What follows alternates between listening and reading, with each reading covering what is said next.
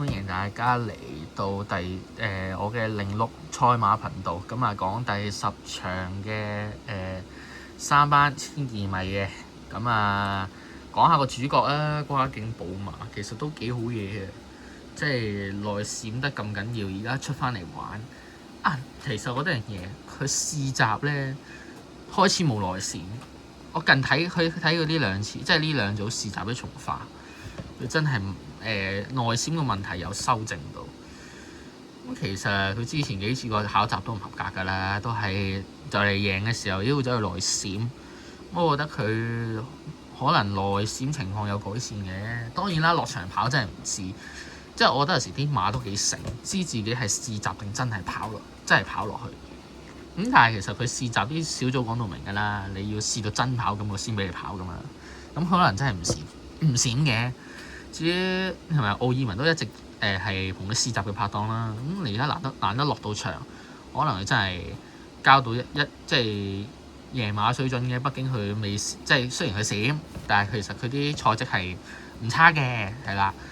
咁至於你話醒目高球，其實醒目好奇怪，好似高球咧啲馬冚唪唥都要放頭。咁啊唔好講呢樣嘢住啦。至於醒目高球，其實我覺得佢都幾叻。你諗下，一次贏馬11檔，一次贏馬10檔，其實佢今次抽個檔或者4檔，其實一定好跑好多。仲要因為佢又係繼續跑1200，其實佢都係 win 嘅分子。即係相比之下，如果你話你要我稱跨境寶馬同醒目高球，我一定買醒目高球先，因為跨境寶馬你唔知嗰刻佢閃唔閃㗎嘛，係咪先？可能馬都識做樣，就係我呢下試閘唔閃。我去到跑嗰下先閃，跟住又俾人要勒令你試到真跑咁先至可以再跑啦。咁啊，所以其實醒目高球都真係即係 fit 啦，同埋都咩，同埋佢畢竟4歲。值得一提，即係精英高球同埋我冇記到另外一隻叫咩高球 check 先。醒目高球同埋精英高球啦。精英高球始終3歲。呢隻4歲點都嗰個信俾到你嘅信買佢嘅信心點都大。至於競進王者，其實我覺得佢呢場爆冷咧係一定都預計到，唔知大家預唔預計到啦嚇，即係同埋其實我覺得霍宏星好似個走位都幾神奇 ，S 型走位，我冇意識係 S 型，所以其實同埋霍宏星嗰個壓線嗰個技巧咧係真係好靚，值得一提。咁但係當然啦，佢爆完冷跑翻個第8都唔出奇啊，因為其實嗰場爆冷嗰場即係68倍呢場，其實就冇乜馬揀。咁其實可能嗰組都係真係比較弱少少。去到420場次，可能真係會遇翻啲強少嘅對手，跑翻個第8。咁之後佢跑完第8啦，4635537，佢都係跑第4同第3。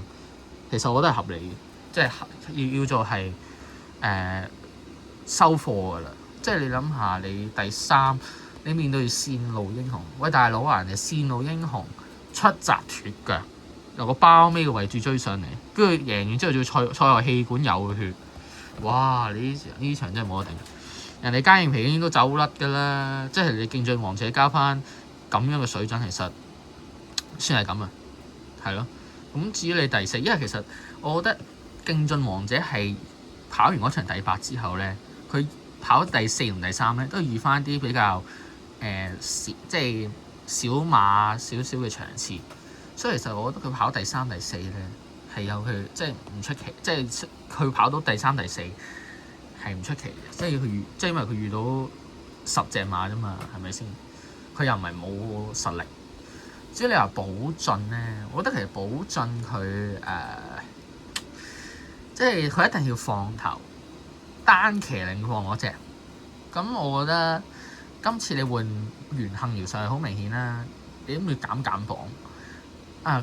我值得一提，如果佢今次減磅咧，死磅一定冇咁多，得9磅啫嘛，死磅。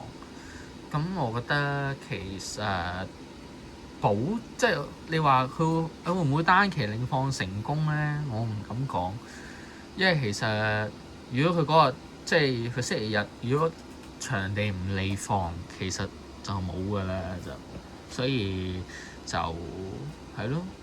咁至於超寫意，其實超寫意佢有即係佢1000跑唔掂上1200，佢都要隔咗2陣先至可以贏馬。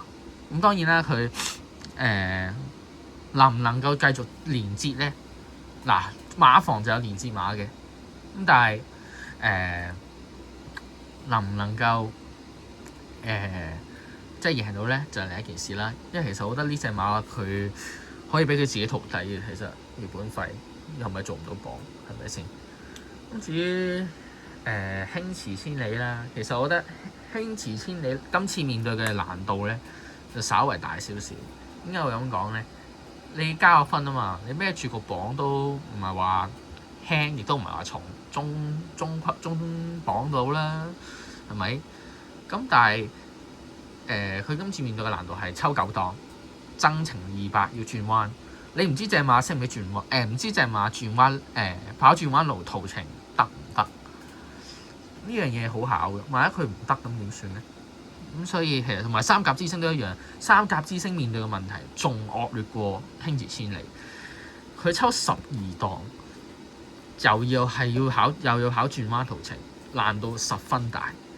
至於你係勇冠群英，其實我唔肯定佢係咪即係今季贏完啦，跟住跑完第2之後係失望到一個點。